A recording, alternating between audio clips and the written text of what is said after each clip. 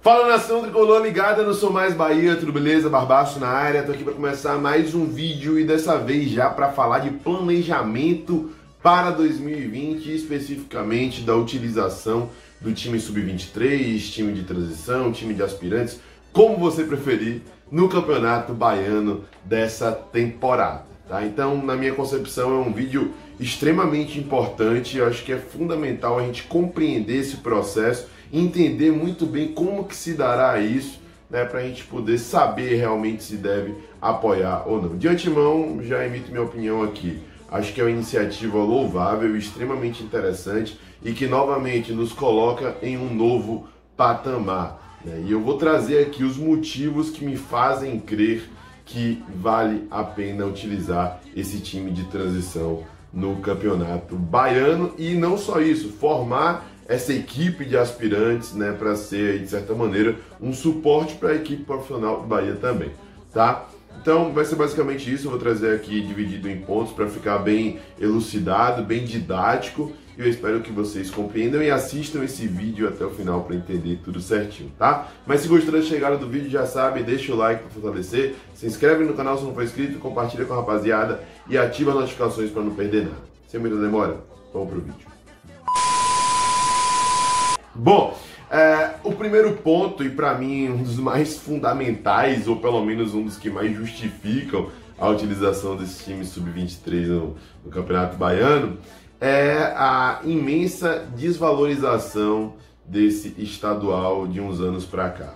É evidente que o Bahia, na sua história, tem muita coisa bonita, bacana para contar, muita coisa registrada que foi vivida nos campeonatos estaduais, no Campeonato Baiano, né? Sobretudo devido aos clássicos, é verdade, como em 94, com o gol de Raudinei, como na década de ouro, em que a gente conquistou 7 títulos seguidos, de 73 até 79, né? Inúmeros outros jogos que foram extremamente marcantes aí e que fizeram parte dessa competição. Entretanto, de uns anos para cá, o futebol mudou, muitas coisas evoluíram, o Bahia teve um crescimento orçamentário muito grande, que faz parte desse processo de reconstrução que vem se dando ao longo desses últimos anos, né? Muita coisa cresceu e esse campeonato continuou estagnado, tá? Vou trazer alguns números, não só do Baiano, como também de outros estaduais, para a gente poder fazer um comparativo. O Bahia, através do Campeonato Baiano, ganha 0,5% do que é arrecadado, ou está previsto para ser arrecadado no seu orçamento. Tá? No total de cotas de TV, o Bahia vai receber cerca de R$900 mil. E não tem premiação no Campeonato Baiano. Então, praticamente, se a gente considerar a receita que o Bahia tem, né, o valor que é gasto mensalmente com os atletas, com o custo de CT, de Fonte Nova, de inúmeros outros fatores aí, pontos e tal, a gente praticamente paga para jogar o Campeonato Baiano. Tá? Essa é que é a realidade hoje. E esse contrato, né, que se dá com a Rede Bahia, um tanto quanto defasado, vai chegar ao fim agora. Esse é o último ano, né, e a gente torce para que a FBF, que também está um tanto quanto atrasada e é uma das grandes responsáveis, se não a maior responsável por esse campeonato ainda estar estagnado e fazer com que os clubes como Bahia e até o nosso rival passem a tomar essa iniciativa de usar o time sub-23, né, que eles procurem mudar e encontrar alternativas melhores. Tá? Para vocês terem uma ideia, né, o Campeonato Mineiro paga cerca de 14 milhões, também não tem premiação, mas Atlético Mineiro e Cruzeiro recebem 14 milhões. As outras equipes que estão nas cotas inferiores recebem um pouco menos, mas ainda é superior, muito superior ao que é recebido aqui no Campeonato Baiano. E o Campeonato Paulista, que é o mais valorizado no país, gera de cota de TV cerca de 26 milhões para as equipes principais, né? As outras recebem menos, mas para vocês terem uma noção, a pior equipe do Paulista vai receber cerca de 6 milhões de reais, sem contar que ainda tem premiação por posição, e são boas premiações. O campeão recebe 5 milhões de reais, que é 5 vezes mais do que os times do primeiro pote recebem aqui no Campeonato Baiano, só de cota de TV. Tá? Então, são números exorbitantes e que escancaram cada vez mais essa diferença que existe entre os campeonatos estaduais. Tá? O segundo ponto é o calendário extremamente apertado do Campeonato Brasileiro. Nos últimos 2 anos, nas últimas 2 temporadas, 2018 e 2019, o Bahia fez mais de 70 partidas. E quando não fez mais, tipo em 2017, o Bahia fez 68, então foi quase 70. Então a média aí de jogos por temporada, tendo 5 competições, o Baiano, a Copa do Nordeste, a Copa do Brasil, a Sul-Americana e o Brasileiro, o Bahia faz em torno de 70 jogos. Então é algo extremamente desgastante e a gente sabe que se não tiver um elenco capacitado, que a gente ainda não tem condições de ter um elenco milionário, né, que sai um titular, entra um reserva à altura e tal, a gente acaba sendo prejudicado ao longo dessa desgastante trajetória. E isso é uma realidade, não tem para onde a gente correr. Então, claro que enfatiza o fato de que a gente deve ser mais assertivo nas contratações, né? Mas nem sempre a direção vai conseguir acertar tudo e fazer milagre com uma grana muito menor do que a maioria das equipes aí do Campeonato Brasileiro. Tá? Então, essa questão do calendário não tem como ser ignorada. A equipe chega na reta final da competição e já está extremamente desgastada. Não é desculpa, evidentemente, porque todo mundo sabe que houveram inúmeros fatores aí, que deve ter tido alguma coisa que reverberou dentro de campo e fez com que a gente tivesse esse desempenho ruim, mas o Bahia na temporada 2019 caiu absurdamente de rendimento no segundo turno, tá? E em meio a esses fatores que a gente especula, certamente o fator físico tem que ser incluído, porque o time estava desgastado por conta dessa porrada de jogos aí que teve na temporada, apesar de no Baiano ainda ter botado ali essa equipe alternativa em alguns jogos, mas não fez isso de forma integral na competição, tá? E o terceiro ponto é a valorização da base. 6 atletas subiram para esse time de aspirantes, né, considerando os atletas que já estavam lá e que foram provenientes da base também. Então a gente tem alguns nomes interessantes para serem avaliados na competição, como Matheus Saldanha, né, artilheiro aí na base, jogador que teve seu contrato renovado e tem chamado a atenção, inclusive no jogo treino contra o Bahia de Feira, foi ele que fez o gol.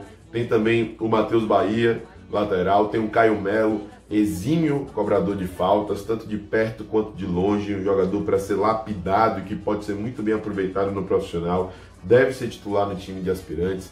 Tem também o Cristiano, que já chegou a jogar no profissional do Bahia quando era muito novo e agora está sendo aí também lapidado, testado nesse time de aspirantes. Tem o Kaique, outro centroavante que jogou no Campeonato Baiano desse ano, né? Tem outros vários jogadores aí que estão sendo, Vitinho, Pará, que estão sendo analisados e que vão ter a oportunidade e vão estar sujeitos a uma pressão um pouco menor nesse time de aspirantes no Campeonato Baiano.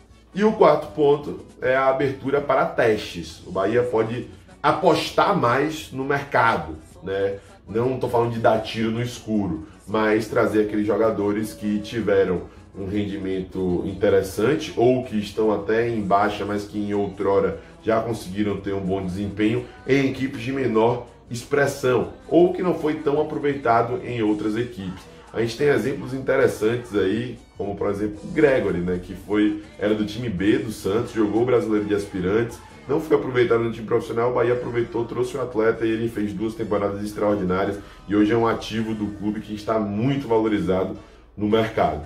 Tá? E o Bahia busca acertar Gregorys no time de aspirantes também. Né? Trouxe o volante Ramon, que jogou no Vila Nova e pertence ao Internacional, trouxe o goleiro Matheus Klaus, do Pelotas, trouxe o zagueiro Fábio Alemão, o lateral Lucas Rodrigues, do Comercial, né?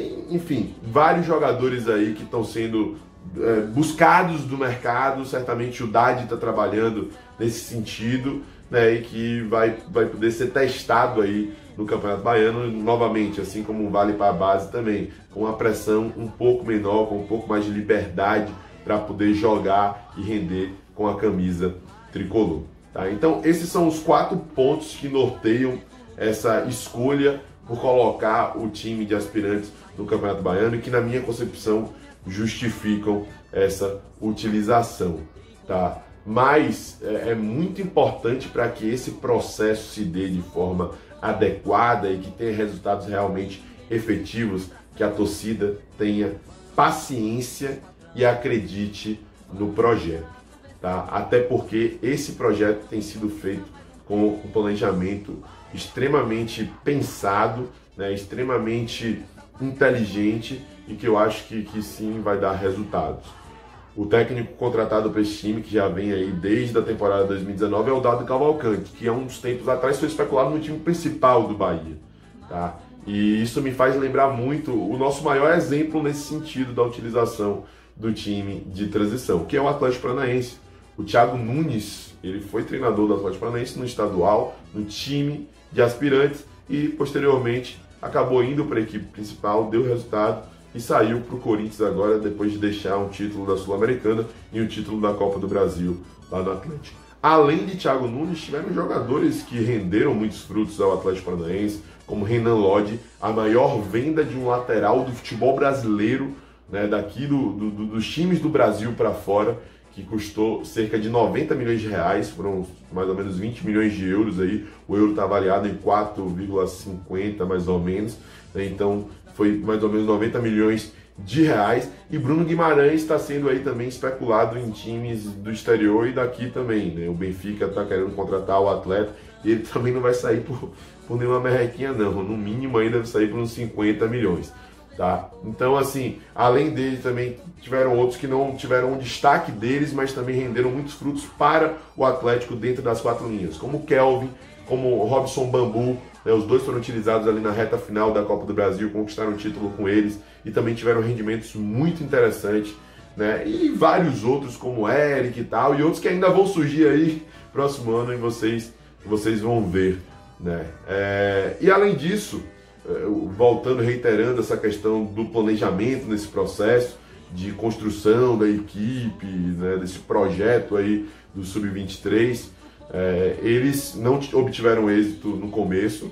Vale lembrar que isso está sendo planejado pelo Atlético Paranaense desde 2013, né, justamente porque a torcida não compreendia o processo e teve dificuldade de assimilar algumas coisas. E aí o time não teve um rendimento tão satisfatório. 2013 até foi vice-campeão, mas aí 2014 não foi muito bem. 2015 também passou uns perrengues. Depois chegou aí pro torneio da morte, botou o time principal para poder salvar o estadual e não fazer com que o time caísse para a Série B do Paranaense. Só que aí a partir de 2017 as coisas começaram a funcionar e eles foram campeões do Paranaense em 2018 e em 2019, jogando com o time Sub-23 contra Coritiba, contra Paraná, botando a equipe principal. E eles vão em busca do tricampeonato paranaense com essa equipe, que foi planejada, que foi pensada, arquitetada, estudada e rendeu resultados dentro de campo, não só para a própria equipe Sub-23, como também para a equipe principal e para a instituição Atlético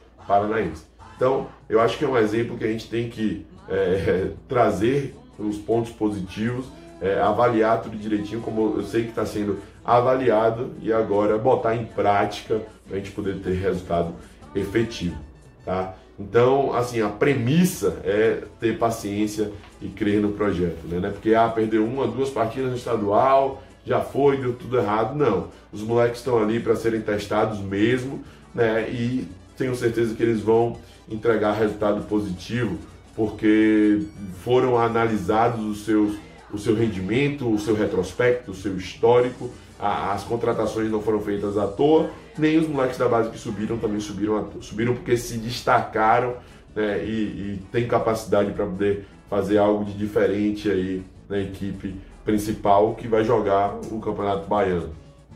Acho que é melhor até chamar assim para não parecer que está sendo escanteado ou que é algo alternativo. Não, os moleques vão estar ali vestindo a camisa do Bahia. Eu acho que é muito bom a gente trazer o Atlético como exemplo e reiterar isso. A gente quer o título baiano, a gente quer continuar escrevendo histórias bonitas nessa competição. A gente quer o 49º título, apesar da federação não valorizar os times, apesar da federação não valorizar o Bahia, apesar das cotas de TV serem muito reduzidas em comparação a outros campeonatos estaduais, tá? Mas a gente quer fazer isso priorizando competições que pagam mais e que são mais expressivas, tá? Então, o time principal na Copa do Nordeste vai jogar, podendo até o time de aspirantes atuar em algumas partidas, né? E na Sul-Americana, na Copa do Brasil, no Brasileiro também, é a equipe principal que vai jogar, quem sabe com algum destaque desse time de aspirantes. Então acho que esses pontos são fundamentais e devem ser levados em consideração para que a gente possa, enquanto torcida, também acreditar nesse projeto que